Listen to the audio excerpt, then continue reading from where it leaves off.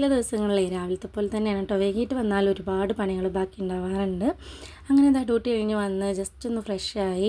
അപ്പോൾ ഡ്രസ്സൊന്നും മാറ്റിയിട്ടില്ല. എന്തായാലും പണിയൊക്കെ കഴിഞ്ഞിട്ട് ലാസ്റ്റ് കുളിക്കാമെന്ന് വിചാരിച്ചു. ചായക്കുള്ള പാലെടുപ്പത്ത് വെച്ചു. തേങ്ങയ്ക്കൊക്കെ ഇപ്പോൾ എന്താ ഒരു വിലയാണ് അല്ലേ. ചിക്കൻ കൊണ്ടുവന്നിട്ടുണ്ടായിരുന്നു കേട്ടോ. അപ്പോൾ അതിലേക്കുള്ള ഉള്ളിയും വെളുത്തുള്ളി ഇഞ്ചിയൊക്കെ ഉമ്മാൻ്റെ അടുത്ത് തൊലിക്കാൻ കൊടുത്തിട്ടുണ്ട്.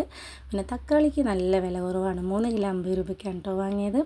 സിങ്കിൽ കുറച്ച് പാത്രം കിടക്കുന്നുണ്ടായിരുന്നു. അതൊക്കെ ഒന്ന് പെട്ടെന്ന് കഴുകിയെടുത്തു കേട്ടോ. എന്നിട്ട് ഇതാ ചിക്കനൊക്കെ കഴുകി വാഷിംഗ് മെഷീനിൽ കുറച്ച് തുണി ഇരിക്കുന്നുണ്ടായിരുന്നു കേട്ടോ. അതൊക്കെ ഒന്ന് അലക്കാൻ വേണ്ടി നമ്മൾ ഉള്ളിലാണ് കേട്ടോ കെട്ടിയിട്ടുള്ളത്. കാരണം മേലെയാണല്ലോ താമസം. അപ്പോൾ താഴെയൊക്കെ ഉണക്കാൻ കൊണ്ടിടാനുള്ളത് കുറച്ച് ബുദ്ധിമുട്ടാണ്. അപ്പോൾ അതുകൊണ്ട് ഉള്ളിൽ തന്നെ ഡ്രൈ ആക്കി ഇടാറാണ് പതിവ്. പിന്നെ ഇതിൻ്റെ ഇടയിൽ കൂടെ ഒരാൾ വന്ന് ഓർഡർ വന്നു കേട്ടോ. അമ്മച്ചി എനിക്ക് ചിക്കൻ പൊരിച്ചത് വേണമെന്ന്.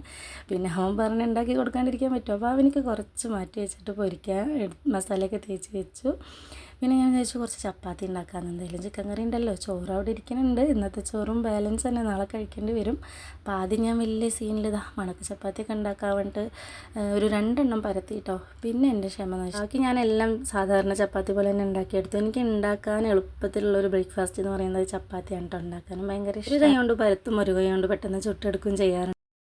അങ്ങനത്തെ ചിക്കൻ കറിയൊക്കെ പെട്ടെന്ന് റെഡിയാക്കി പിന്നെ പോയി ഫ്രഷായി വന്ന ശേഷം എല്ലാവരും കൂടി ഇരുന്നിട്ട് ചപ്പാത്തി ചിക്കൻ കറിയൊക്കെ കഴിക്കണം. അപ്പോൾ അത്രയേ ഉള്ളൂ. എൻ്റെ വീഡിയോ ഇഷ്ടമുള്ള ഒന്ന് സപ്പോർട്ട് ചെയ്യുക, കൂടെ നിൽക്കുക. Okay, bye Tata.